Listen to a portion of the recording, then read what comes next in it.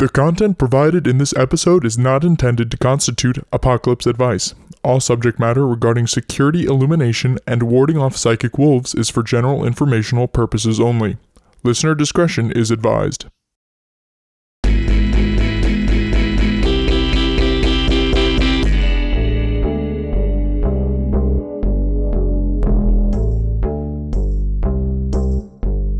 Welcome to Oops, All Apocalypses, a show where we explore the collapse of society by playing fun tabletop role-playing games.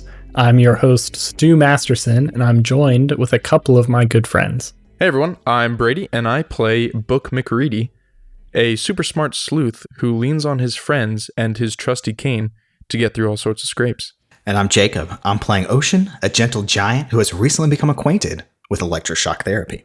So I had an idea about something we could do just to get a little bit more feeling for these characters, especially since, like Ocean doesn't have much past and he's had to learn a lot very recently about himself. And I'd like to kind of get some of that feeling. And then Book has a lot of just hidden trauma about his parents. I'd really like to just dredge up to the surface.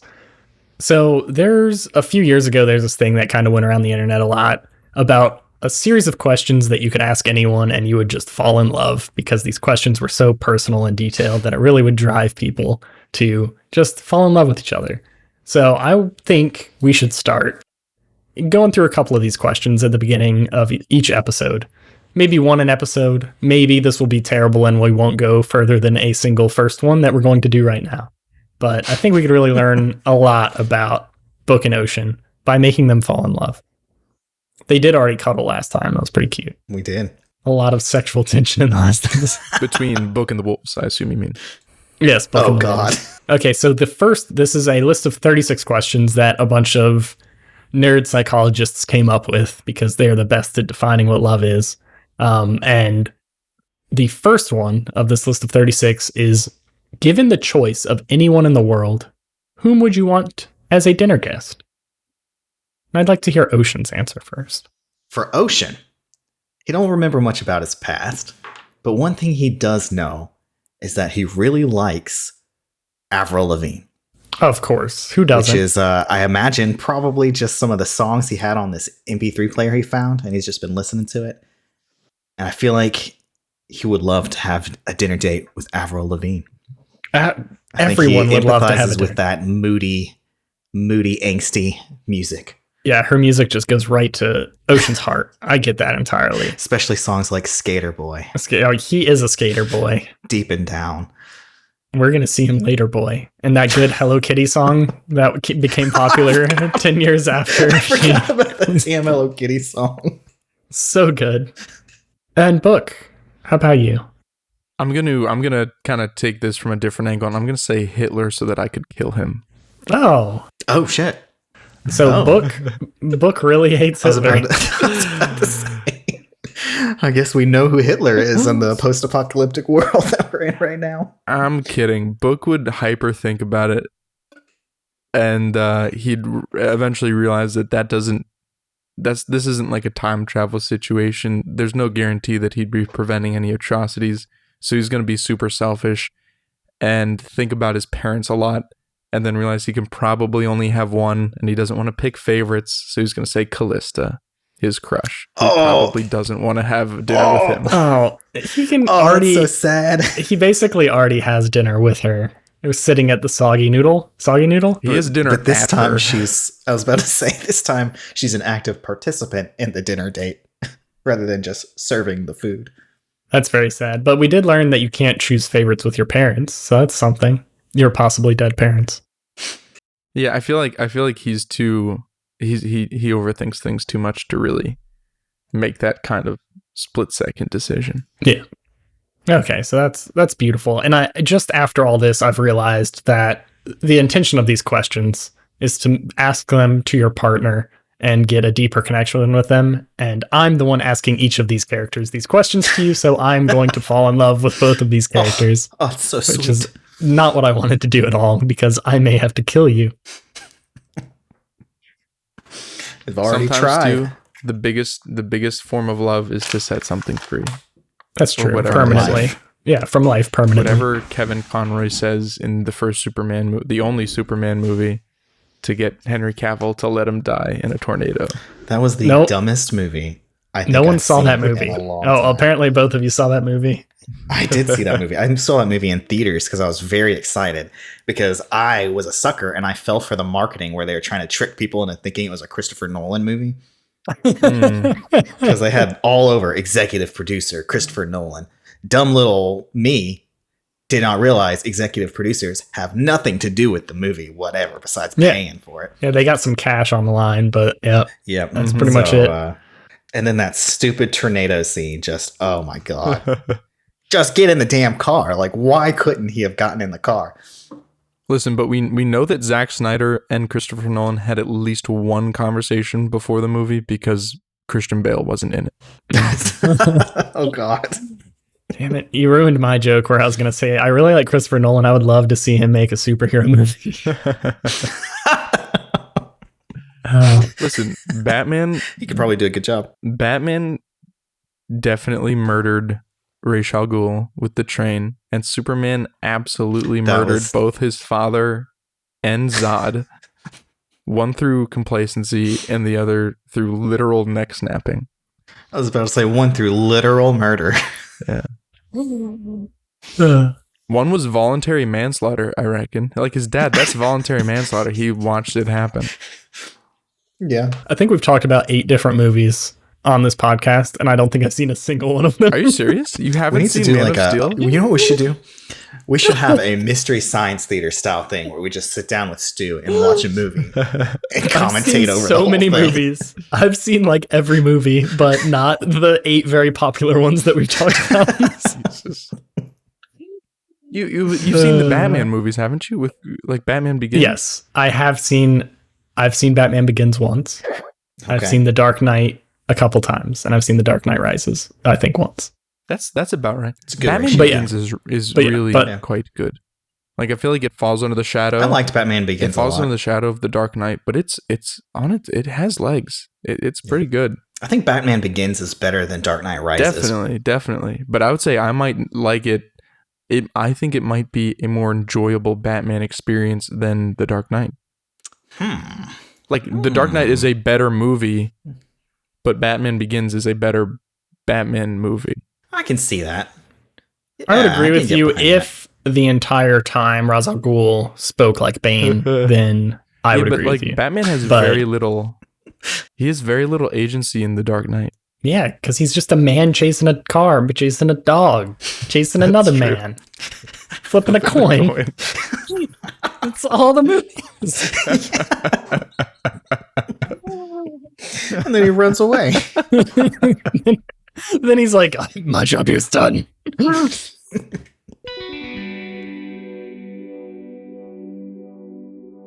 Book, you've just opened your mind to the psychic maelstrom in order to communicate with these creatures.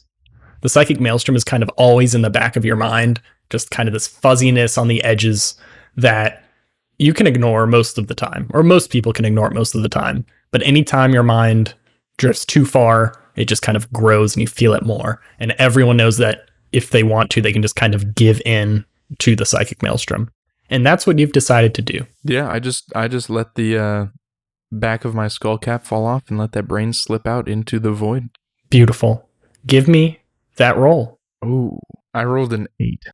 Because my weird is +0. So on an open your brain to the world psychic maelstrom roll, when you get a mixed success, you're just along for the ride. The psychic maelstrom looks different to everyone.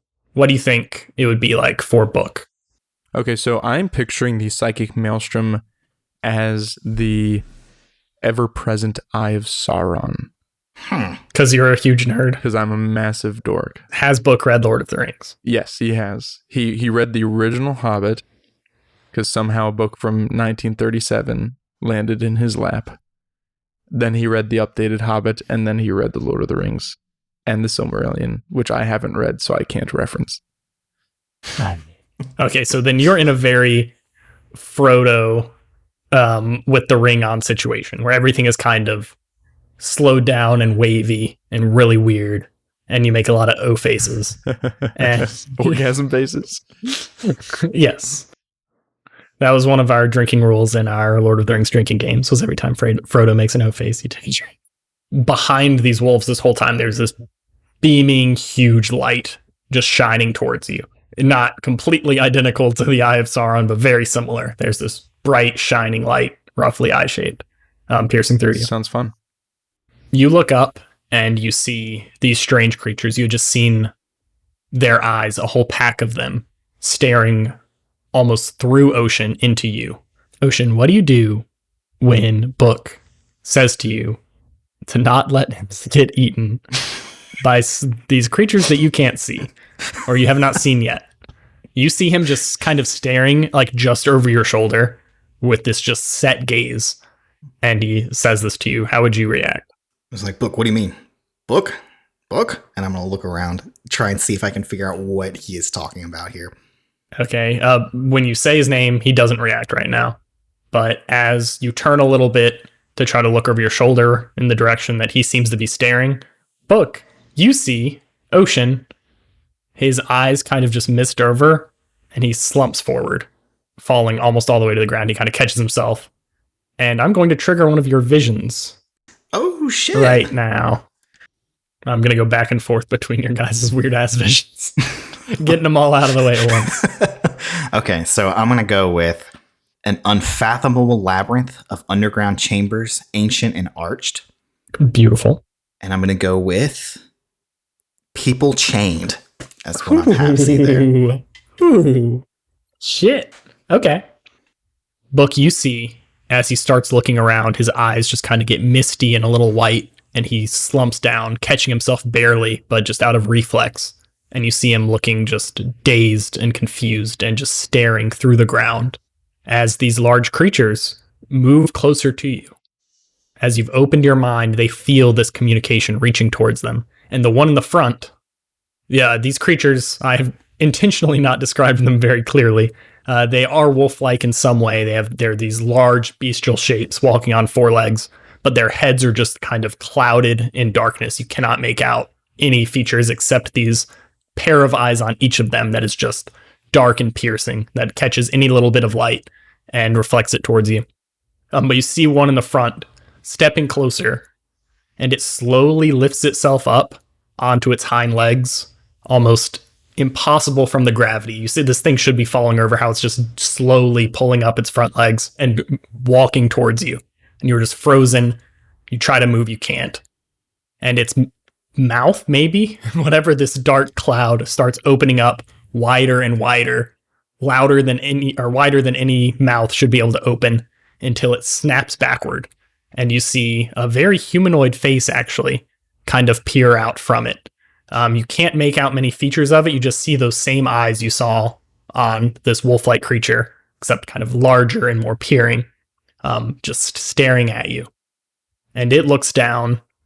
It notices Ocean there, and it tries to kind of reach into him and pull something out, but there's just some resistance. It is just pulling back, and he actually seems to be getting upset, and he gets closer, and he uses both of his front paw arms to try to pull on the back of Ocean. Can I talk? You can try. Okay. I try to yell, "Hey, stop, leave him alone. I'm the one you want." Its eyes just immediately dart towards you, and it lets out this like quarter of a howl. It's like, and it just dies. It doesn't die. The howl dies. The wolf is fine. Lets out this quarter of a howl, and it rolls back up. Its mouth, this kind of humanoid shape inside of it, gets covered back up by this wolf-like shroud, and it closes up, and all of them scatter. Give me a read a bad situation roll. Okay, and I'm rolling plus sharp. So that was an 11. An 11. You can ask me 3 of those questions. Okay. As they start, the situation you're in right now is you cannot move very well. You were barely able to get those words out, and it seems like they are scattering in every direction. What represents my best way out? Out of the situation in general? Yeah, like out of the psychic maelstrom. I know I'm along for the ride, but I really just wanted to have a chat with these doggo boys, and they have totally didn't work Yeah. out well. I was about to say, they I'm do not sorry. seem to be dogs at all. But to answer your question, your first read about situation question, it would be to ground yourself in something that you know is part of reality. So none of these weird floating things maybe divert yourself away from the Eye of Sauron. Ocean is a real thing and you can still see him. Just some way of kind of grounding Okay, yourself is probably your best way out. My next question is, who is in control here? Because it's not me. You think it's whatever these wolf creatures are. We're just going to start calling them wolves instead of wolf creatures, because I said wolf creatures about 30 times now. So it's these wolves. They heard what you said. You don't think they stopped pulling at Ocean because of what you said. That just kind of seemed to snap him out of his fixation on it, and they decided it was time to go. But it does look like they are leaving this area, so they're not going to be in control of it much longer. Okay, my final question is, what should I be on the lookout for? Okay, you see the wolves seem to give the appearance that they're scattering in all directions. But you notice, you have some interest in these wolves for some reason. And you notice that as you're looking down the streets, that they kind of start pairing back up. You see they go down a bunch of different alleyways, different streets, but a couple blocks down, you see a few of them start meeting back up, and a little bit further, more of them, as they start to disappear in the darkness. And it seems like they're heading towards one particular building. You see there's an old skyscraper in that direction that it seems like they are all going towards. Okay. You don't know why you should be on the lookout for that, but you think that that may be some location that they either find important or live in or are going to now for some reason. Okay, cool. I'm going to make some notes, some mental notes, as it were, but mental notes for book are literal notes for me. Having that information, I'm going to ground myself by looking at Ocean in his slumped form, and concern fills my mind and hopefully pulls me out of the psychic maelstrom. Okay, as you go lower towards Ocean and you put a hand on his shoulder, you see his eyes are just not focused and looking downward. But in your mind, Ocean,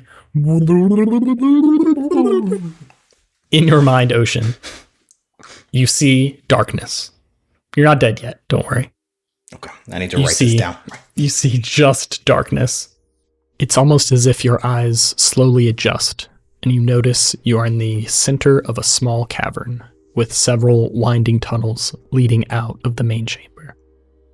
One by one, pairs of perfectly circular, red glowing eyes appear from each entrance, staring directly at you. You hear the rattling of a chain, uncomfortably close. You turn and see, standing an arm's length away, these glowing red eyes. From this distance, you see these large glowing discs are attached to a very human-like body. You barely make out a silhouette due to the harsh red light in the pitch-black cavern, but you see them hold out a large bundle of chains. Without a thought, you grab them. The ground beneath you is suddenly illuminated as a large white spotlight appears where you'd expect a mouth to be on this figure. It reveals itself like a waxing moon, starting as a sliver and horizontally opening up into this huge beam of bright, blinding light. The figure gives a quick nod and then takes off in a fast run down one of the tunnels. All the other pairs of red eyes quickly follow after it, and you find yourself running with them. You're following this beam of light in front of you, but you also get the feeling that you kind of know where you're going. There's just this endless stream of caverns and tunnels that just open up into more tunnels with forks and harsh turns, but the whole pack of you just seems to be running with a clear destination in mind, and you don't even hesitate. Eventually you reach this large cliff face, and one of the figures grabs one side of the chain, and you immediately know what to do. You reach into your pack, pull out a large spike and this huge metal hammer, and you smash the free end of the chain right into the stone, and just one hit, smash, it goes down like 5 inches.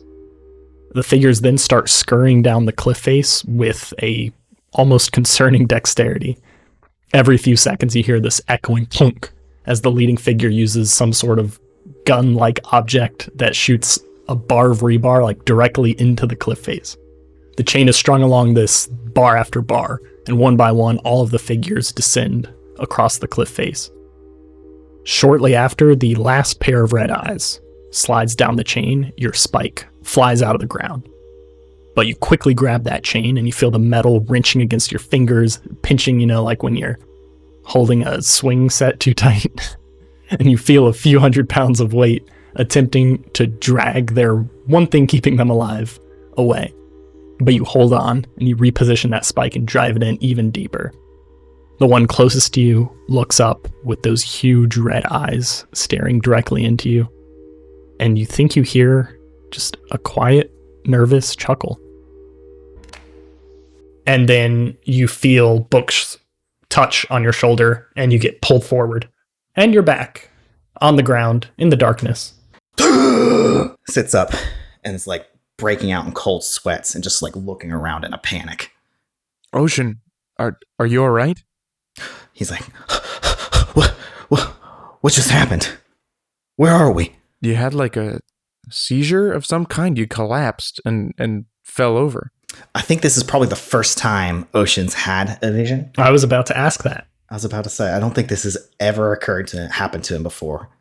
So he is very confused. So he's looking around in a panic.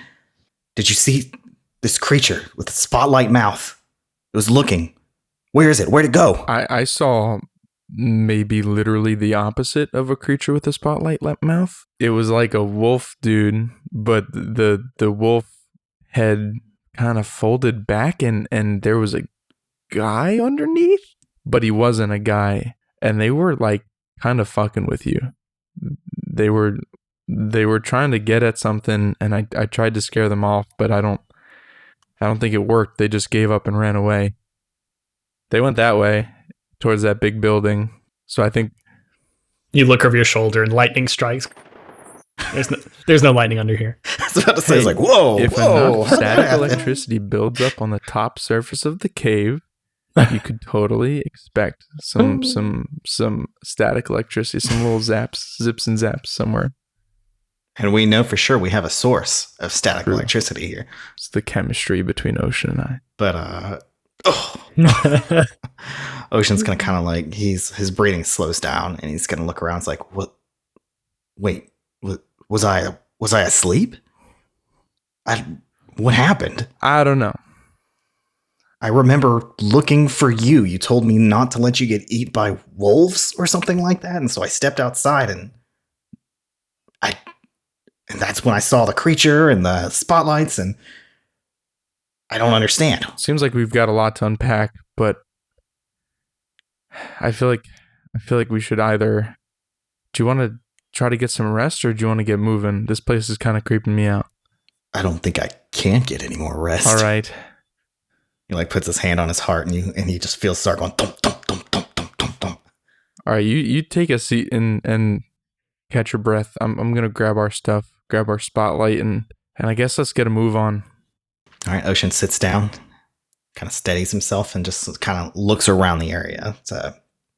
Does he see anything different from when he prior to the vision? You look around. I don't think I'm going to make you roll for this, but you see a very strange set of footprints, like right in front of you. With Book, you would know that this is like right where the one was standing that was trying to pull at him or pull something from him. It looked more like, but you see these strange footprints that are like a very elongated wolf print. You see like four long toes going forward and then one toe actually going back. Oh, and just it's almost like a velociraptor. Done, yes, like a furry velociraptor foot. But yes, and yeah, you see this. It looks almost like burnt into the stone underneath you, or I guess the sidewalk in front of you. It's not like scratched into it, but it's only in this one spot where it was. I was about to say it doesn't go anywhere. It's just like doesn't go anywhere. Standing. Yep. All right, Ocean, I got all our stuff. Are you okay to walk? Yeah, I think so. All right, I reorient ourselves based on the map that we got from Johnny Hertz. And I'd mutter, "Thanks, Johnny," under my breath as I look in the direction that we're supposed to go. and I set off on my way. On my way. On my way. Still on my way. I would like to. It'd be a very perfect, ill-fitting cut right there. My favorite part of that song is he goes, I didn't know what this line was for like 20 years, even though I heard the song. But he goes, nobody safe, nobody home. Yeah, I don't know what that. He's saying, I just assumed it was gibberish. he's saying nobody safe, nobody on, like in baseball, kind of. Huh. Nobody safe, nobody on. I thought it was. I literally just thought he was just making gibberish noises at that part. I assumed it was a different language. Okay, that's all staying in. We need to get the root to see if we can get sponsorship or permission to include them in our. I think that counts as parody. I was gonna say that would have been a perfect intro segment. Oops, all apocalypse. The title. Nobody card. safe, nobody on.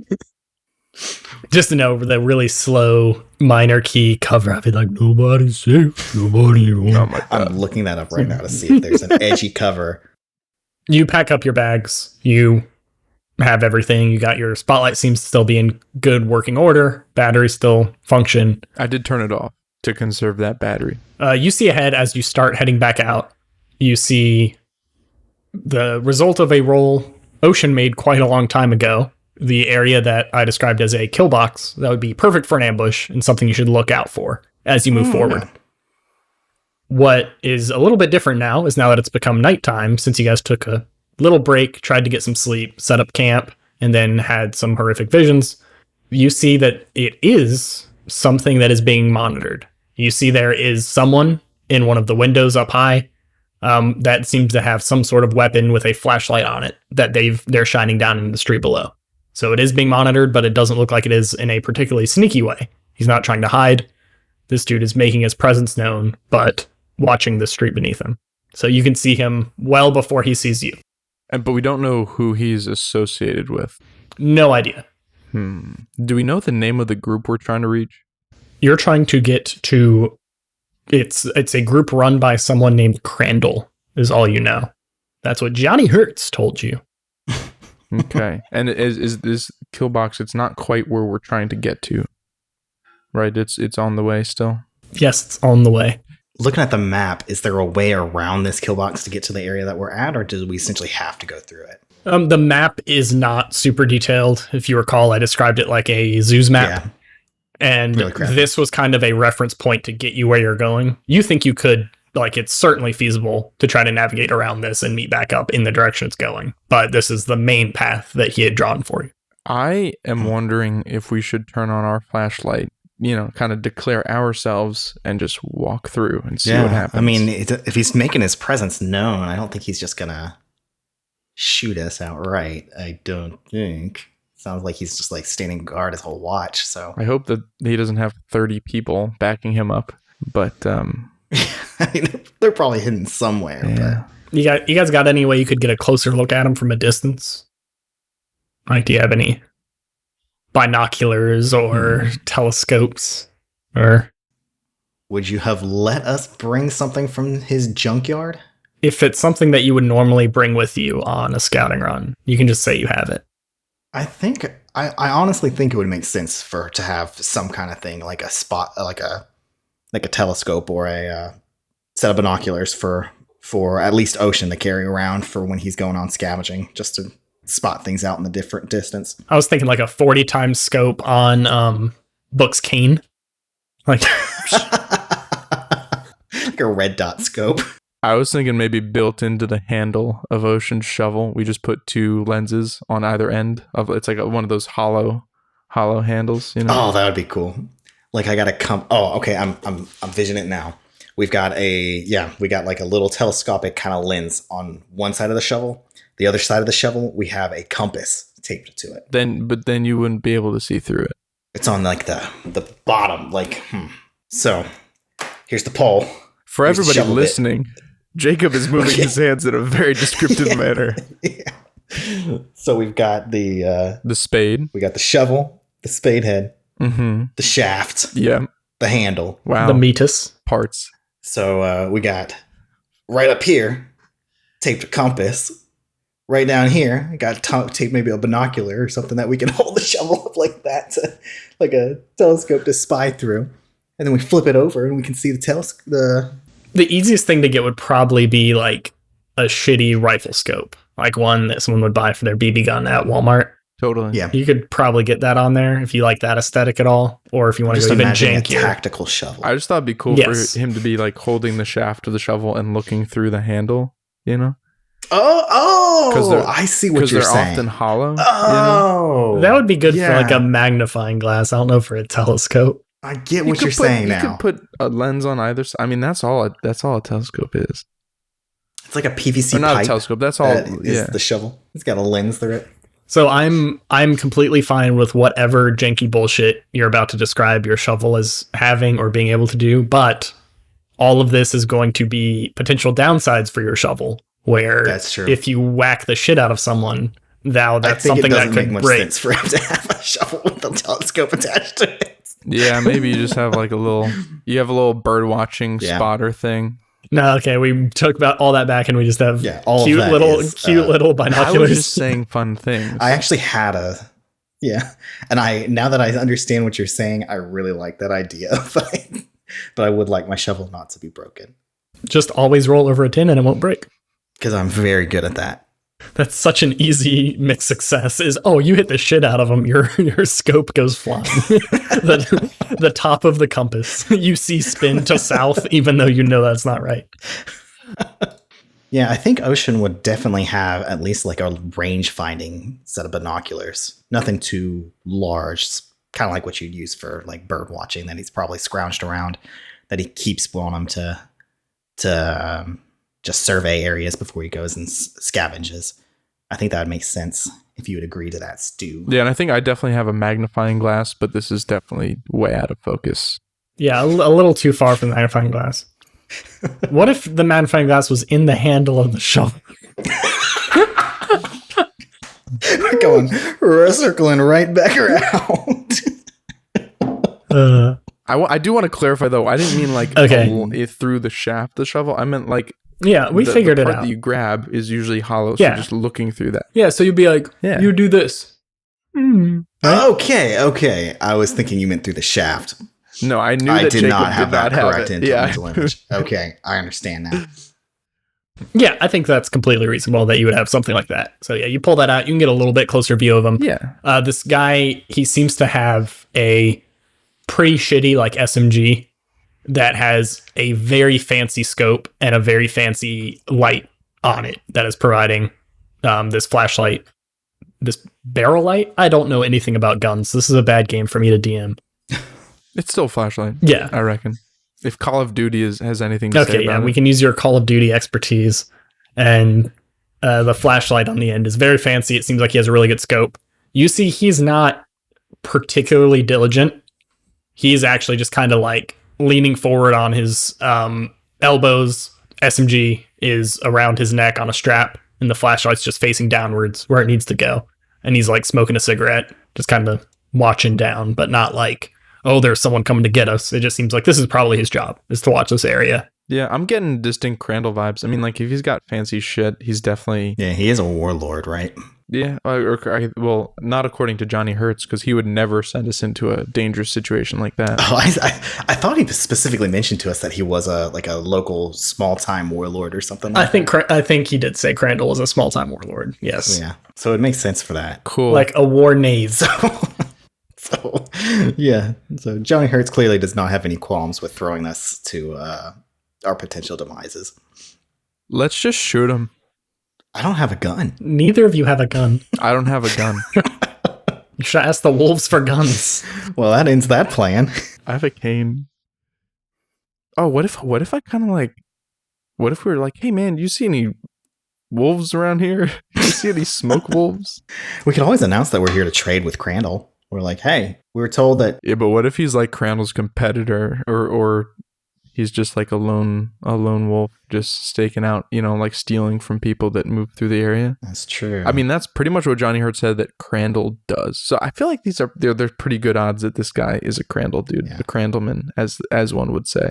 Through your interaction with people book, and you said you kind of listen for information a lot of the time. That's like the reason you go to the bar and things like that. You would think it is, you'd say it's pretty likely this person would work for Crandall with where his location is. There's not like set boundaries like in this city, but especially if someone's kind of on the warlord level, they have their turf that some random dude probably isn't going to be poking around. So you feel like we are pretty good. Yeah. So I guess in that case, we probably definitely want to announce our presence so it doesn't look like we're snooping around in his turf and getting, Definitely. I would rather engage in early negotiations than get captured and have to backpedal. Ocean, are you right if I just talk to this guy? Oh yeah, go ahead. After you, socialite.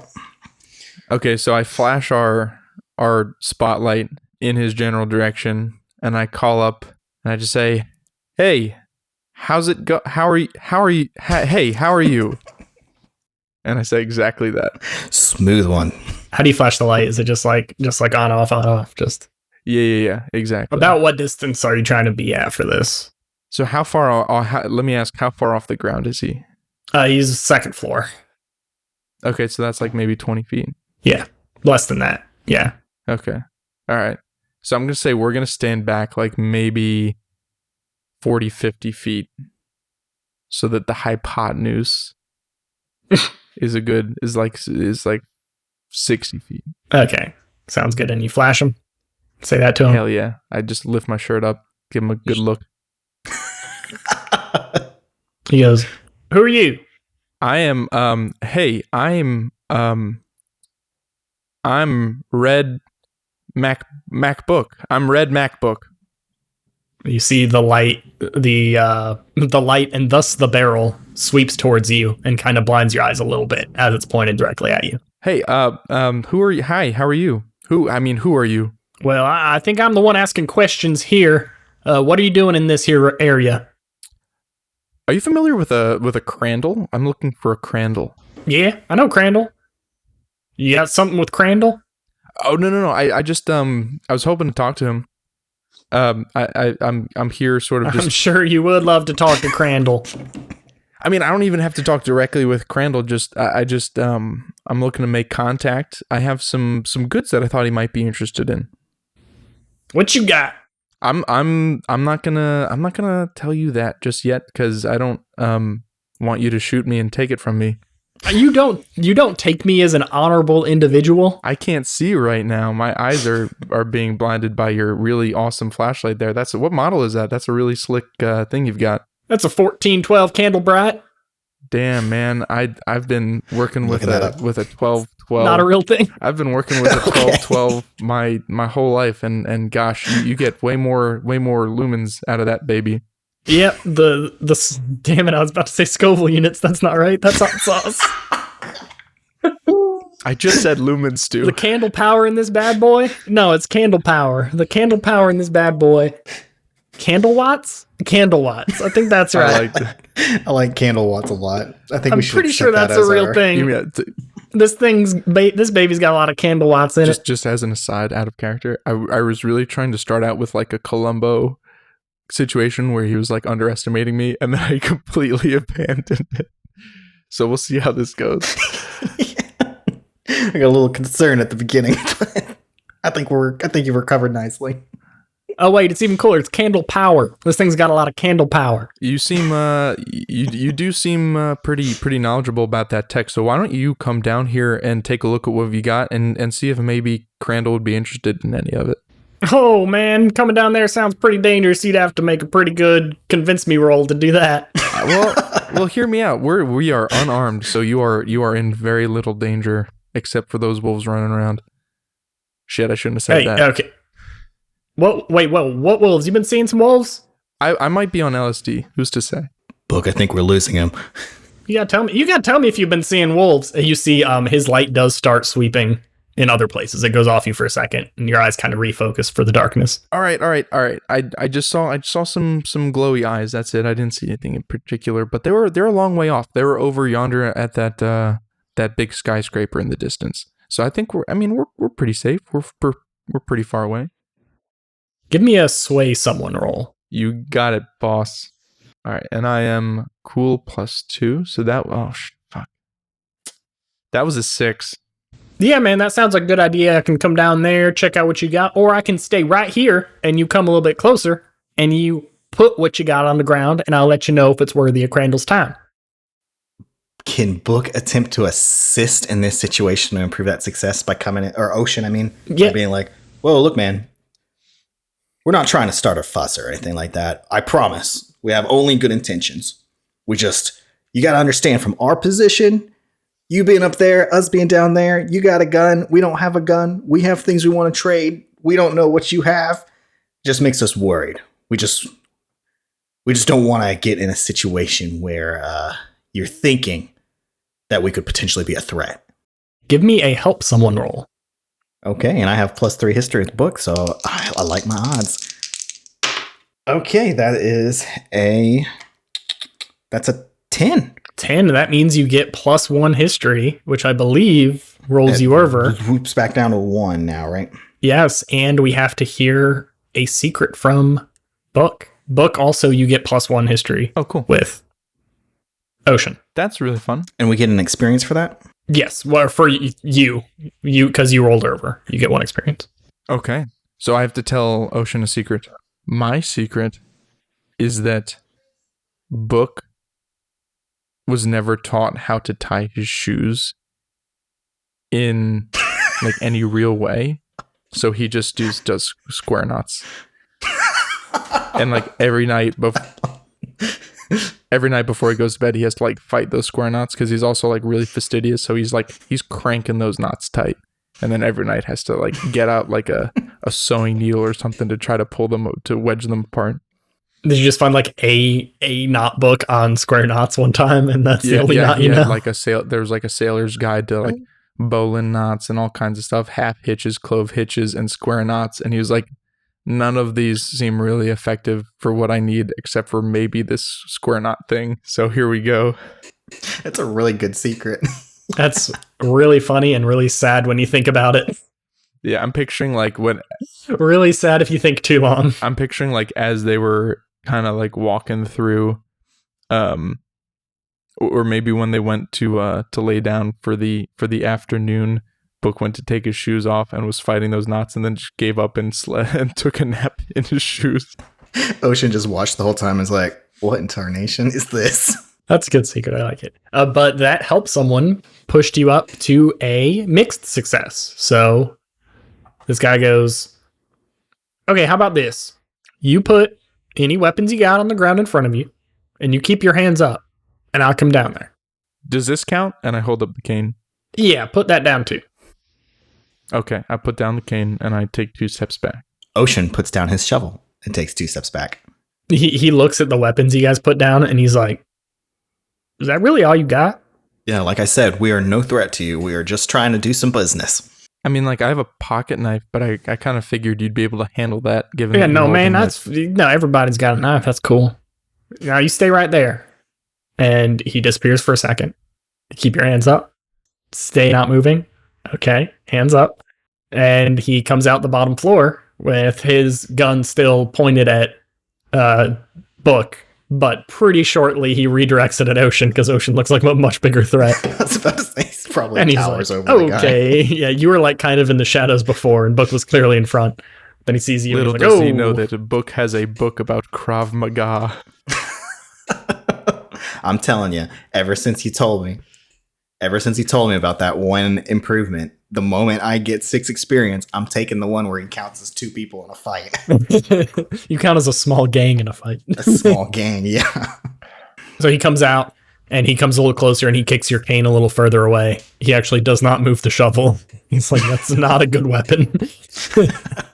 If I remember correctly, it's like broken technically, so it's like held together with duct tape on the shaft. Yes, and he is not threatened by the shovel, so he actually leaves it there. And he keeps his gun on you, and he goes, okay, what you got? What do we have? May we move? Slowly. Okay, so Ocean, can you turn around? slowly turns around, slowly shuffles. All right. For everyone listening, that was a very funny visual gag that I just did that you can't see because we're on because we're not doing this with a video. This is an audio medium. Picture someone spinning in an office chair slowly, and then picture somebody imitating that movement on 2 feet in an underground city with a gun pointed at them, and you've got the right idea.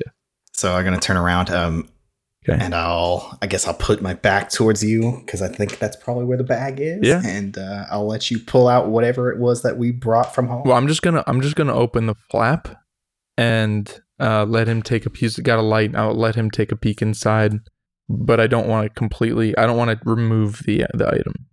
Okay, he comes in and he goes up on his tippy toes a little bit because Ocean's a pretty tall dude, and he holds his gun in a very unsafe and unnatural manner to get the flashlight shining in through the top.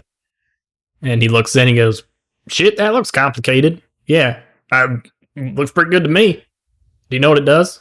I'm gonna kind of like lean over and go, "Book, what does this thing do?" I believe it is a human interface device. It's a human interface device? It's a screen.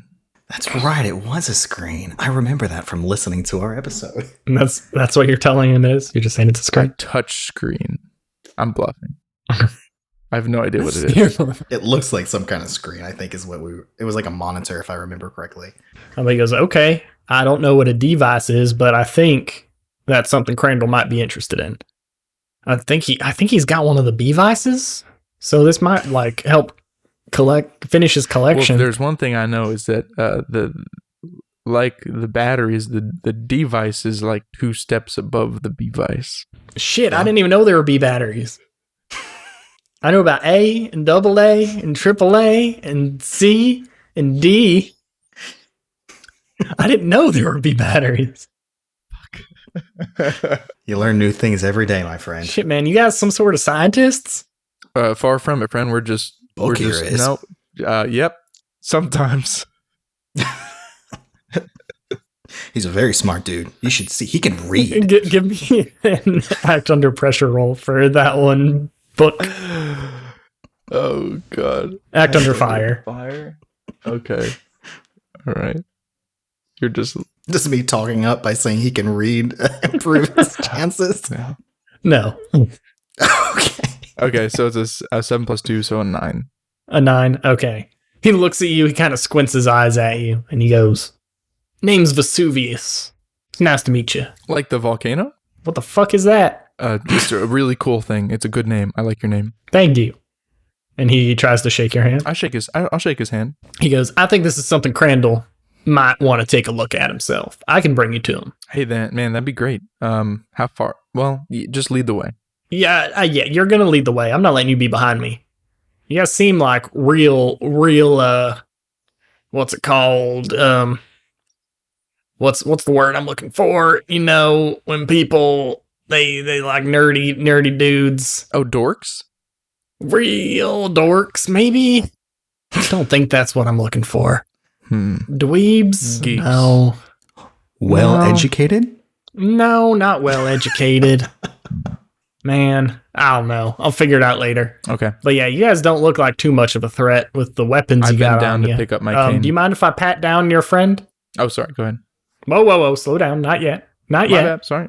Do you mind if I pat down your friend a little bit? Ocean, is that okay with you? Oh, yeah, go ahead. I don't think Ocean has anything on him, so he's gonna And put his yeah, arms out and let him pat him down. he frisks you and he pulls out like a couple like tools and maybe some like pocket knife type things, but nothing that alarms him. He doesn't see any like firearms. So he puts them all back in the pockets where he finds them. And he pats you on the shoulder twice and he's like, "Okay, you guys take the lead. Head on that way." Okay. I bend over to pick up my cane again.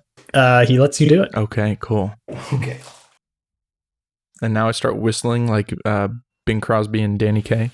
Just kidding. You should really learn to keep it a little bit more quiet down here. There's a lot of dangers around every corner. That's sorry, it's my first time. Wow. You made it this far? Barely. When you guys came in, did you have like all sorts of guns and you've already been robbed like 12 times? No, we got everything we came with. We don't have very many arms. Nice, yeah, 4 between you. Let's keep going. And I like this guy a lot. I want him to be a returning character. I want Vesuvius to be my best friend. I genuinely want to recruit this man to our side. he guides you with you guys walking in front. He keeps his SMG not trained on you, but he has it. He's holding it, and he's walking behind you, and he leads you up towards... Shit, I haven't even thought about what this building is going to look like yet. Hold on, give me a second. Or unless you guys got any ideas. No, it's going to be... While you're thinking... Yep. While you're thinking, I realize I'm still holding the jerky from when the wolves were approaching me. Mm-hmm. So I split off a piece, and I turn to Vesuvius, and I say, hey, you hungry? I got some jerky here. Yeah. Fuck yeah, dude. What type of jerky? This is hog jerky. Hog jerky? I don't know if I've had hog jerky. Home raised hog jerky from up in... Give me a wad. All right, here you go. Bon appetit. He tucks it in his lip, starts sucking on it. That's some good jerky. This one seems like it's gonna last a while. I hold out some to... I hold out some to Ocean. Yeah, I'll eat that like a civilized person, though. So puts in his mouth and starts chewing it. They're wasting all the flavor, man, these city people. And I tuck the rest of mine into my pocket. He leads you to a very large hotel building. It's like almost a skyscraper that says Holiday Inn Embassy Suites on it. The finest building. I'm glad you said that because I was originally picturing like the Bellagio from, in Vegas, just real ornate with a lot of lights. No, it's like signs. A really good Embassy Suites in a city, though. Nice, yeah. But no, certainly no synchronized fountains out front. But it's very much still intact compared to a lot of the buildings around here. So that seems to be where you guys are heading. And he tells you to go on in, wait in the lobby while he goes and calls up. All right, we can do. The front door, it looks like your average hotel. There's a front desk, there's a big lobby with a lot of seating area, and there is a bar around the side that has people in it. There are about probably a dozen different people all sitting around drinking. Most of them are armed. All of them are kind of similarly armed to him, where it looks like they have a combination of like really shitty stuff and kind of a few high-tech accoutrements. He goes up to behind the desk and picks up a phone and dials a number and starts talking to someone for a while. You guys doing anything while you're in here? You're just going to wait patiently. I'm going to take a closer look at our merch here, and I'm going to try to see if there's any writing on it that would help me figure out what it does. Yeah, while he's doing that, I'm just going to kind of survey, just kind of look around. Won't leave the lobby, but I'm just going to kind of glance around and try and get a better understanding of the situation that we are in. Okay. Are you reading a situation, Ocean? I might just be. I don't know if this is a charged situation yet, though, unless you want to make it charged. I would prefer not to make it charged. Okay. Then I'm not going to make you roll yet. I'm going to say that you can learn some things unless you're trying to do anything too sneaky. But no, I don't want to look like a threat. I just want to kind of like see, like look around the area, see things that pop out of my head. Yep. You see that all of the people in here look like your pretty typical kind of scavenger raider type people. They're all pretty strong. They look like they have their battle scars on them. They're kind of rough and tumble. They're kind of average, what you would expect to see down here. People who actually live in the city and are able to survive. You see a few pieces of equipment that you don't recognize. There's a microwave, which is pretty crazy, that is up on the bar, like not where it should be. It's just like literally in the middle of the bar. And you see some people are playing with it, and you actually kind of figure out how it works. That seems to make stuff hot. They're putting like different drinks in it that shouldn't be microwaved. They'll have like a gin and tonic and put it in the microwave for a while. God.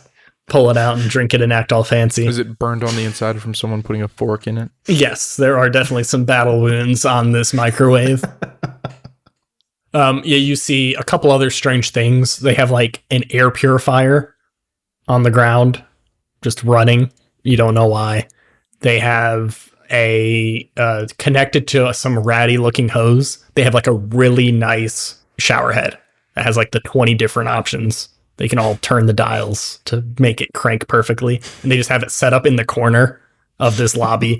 No one's using it right now, but you can tell people have used it. The carpet underneath is soggy. Gross. And they have the last thing that jumps out to you that seems like super out of place from this normal area is they have a pretty nice like Bluetooth speaker on the ground that's playing some pretty dope tunes right now. Okay. Yeah, the people seem to be chatting. You'd probably have to try to get closer to hear anything important, but they don't seem to be like shocked you're here. No one's coming over to talk to you or anything like that. Okay. Book, you look closer at this device you have. Give me a sharp roll. I got a 12. With a 12, I'm going to let you tell me what this is. It doesn't work in its current state, but what is it? What was it when it was functional? Whatever it is, I know that it's made by Toshiba. Okay, when I look at it closer, this is the screen of a Toshiba touchscreen laptop that has been separated from its keyboard. Ooh. But I realize as I play with it that the cords that are coming out of it are simply plugged in. They're not hardwired into anything. So looking at those cords, I can kind of try to get a sense of what each one does. And I see that one of them is for charging, and one of them looks like it is to feed information. Okay. I like it. So yeah, you've got a better idea of this. Ocean has kind of scoped around the area, noticed a few things that he probably points out to you. But if you guys don't do anything else, Vesuvius is about to start walking back over towards you. Can't wait to see him again. Hey guys, you find the place to your liking? Yeah, this place is Made yourself comfortable and at home? really nice. Thank you. What's that over there? And I point at the shower head. They have it. Oh, that's our very fine shower we got there. It has you guys just shower out in the 32, open? 32 different options. Sometimes people will, the more modest of us, will pull over a tarp and kind of block off the corner. And you see there is a tarp just kind of dangling from two hooks on the right side of the shower. We can stretch that across. I'm assuming it's heavily moldy. There is a little bit of the cave fungi, but it's not too bad because you don't know this, but that shower head, you can put it on turbo blast mode and that thing will just shred the mold clean off. You just point it at it and it just is gone. So it gets a little dirty after a while because no one likes to actually wash with that setting. It's painful. But if you're like, oh, it's getting gross in here, you just spray that bad boy down. You're good to go. I'm all too familiar with that feeling. Being moldy. I'm not going to elaborate. Okay. Well, Crandall said he was interested in having you guys up in the penthouse suite, but no weapons is what he said. I don't know what you have that qualifies as a weapon, though. So Neither do I, if I'm being honest. I genuinely, I came into this situation without weapons on purpose because we didn't want to spook anybody. Well, that is mighty kind. So I think you guys can just go on in that elevator. Hit the P button is for penthouse. That confused me at first. But that's the top floor. There's no like T button for top. You hit the P for penthouse. All right. Which is what they call the top floor. Okay. Vesuvius, are you not coming with us? Oh, no. I gotta get back to my post. Oh, shoot. Well, we'll miss you, buddy. No, say I'm going to hold on a hand. I was like, well, it's good talking to you. Thanks for showing us here. No problem. Probably see you on your way out if you go the same way. We'll Sure. I don't shoot people going from this direction, so you should be pretty good. Just flash me down. We'll wave on our way out, and I start walking towards the elevator. You get in the elevator. Matt, how's your guys' elevator experience? None. Been in a few? I can imagine not very much. But I do see as someone who can read, I see the P button. Yes, you figure out to push the up button. Seems very likely. You're able to deduce the way elevators work pretty well. I'm not going to make you solve a puzzle here. But yes. Elevator puzzle. Yes. You go up, there's a closed door and two symbols on the right. What do you do? Yeah, so it opens up, and when you go inside, you hear some nice elevator music. And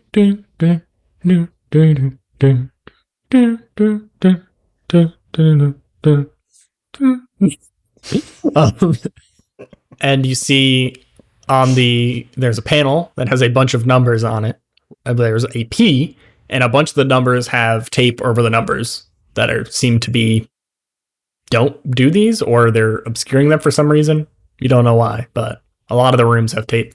This is a tall building. This is like a 34-story building. Holy hell. Yeah. This is a big city. I keep saying that, but it's I was still about to say, true. I keep saying it's a big city, but I guess my small brain has a hard time comprehending a massive city in a cave. In a cave, yeah. Remember, you can't even see the ceiling of this cave when you're in here. It's just literally darkness. Like, you shine a light up, can't see the top. It's a massive, massive cavern. So yeah, there's this huge. It's bigger than 34 stories tall. But yeah, you hit the P button and you start going up, and it's not the smoothest ride. Since you guys don't have a reference point for other elevators, maybe it's not as scary. But it's like Ocean is a pro cranking, like you hear like at navigating things on cables. So I don't think he's probably too spooked by this from his experiences in the Spider. Yeah, it sounds. I'm about to say it's probably way more stable than Spider. Yeah, it actually sounds a lot like the Spider cranking along right now as it's going up. Oh, and shit. yeah, and it's going a little slower than an elevator normally goes. But after probably 2 full minutes of time, you guys hear a ding. And the doors swing open. You see in front of you, it opens right into a beautiful room. Have you seen Lucifer? No. I have not. Motherfuck. It's just like his apartment. You hear a ding and the doors open up. You see a fairly beautifully furnished room in front of you. The elevator opens directly pretty much into the living room, very similar to Lucifer from the show Lucifer. You see there's a very nice wide desk. It is way more dilapidated. Like there's a lot, everything's old, right? There's no new actual tech here. Everything's been made many, many years ago. There's cobwebs in the corner and like part of the wall is decaying some, but it looks very well furnished, very nice room. And you see a wide, wide table of the richest mahogany. And there's a chair turned away from you guys. When the ding happens, it stays turned away from you. What do you do? Excuse me. Is this Crandall's room? We were told that we could see him. The chair slowly turns around. And you hear, "Welcome to Crandall's place."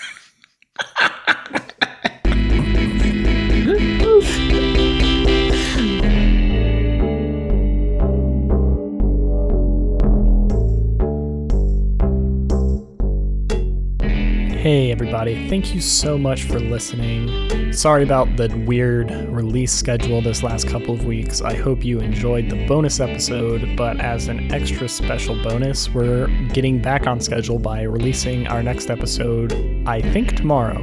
So expect to hear 2 this week, so don't listen to this one and then yeet your phone off a cliff. Definitely just wait around for a few more hours and download that next one. The art, like always, is done by Brady McDonough, and the music and editing is performed by Stu Masterson. Love you, bye.